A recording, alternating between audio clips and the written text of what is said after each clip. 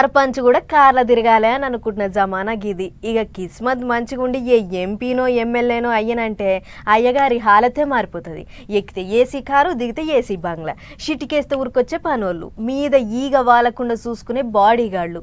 అసొంటిది దేశంలోనే పెద్ద నాయకుడు అయినా కూడా ఈ ఎండలను లెక్క చేయకుండా గీసారేంది ఏసీ కార్లను ఇడిచిపెట్టి ఆటోలో తిరుగుతుండు.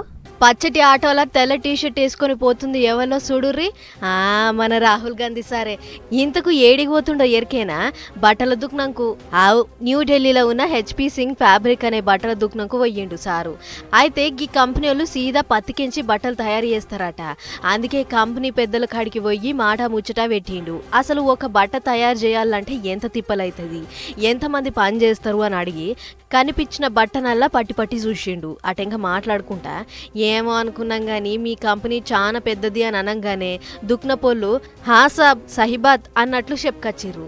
అయితే దేశంలో వ్యవసాయం తర్వాత ఆ రేంజ్లో నడుస్తున్నది బట్టల కంపెనీనట.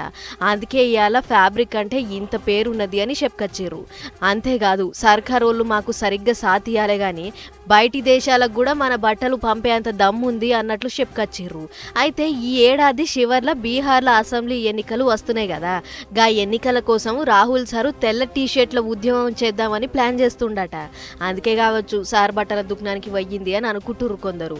ఇక అదట్లుంటే ఇటు బీహార్లో తెల్ల టీషర్ట్ల ఉద్యమం నడిచింది.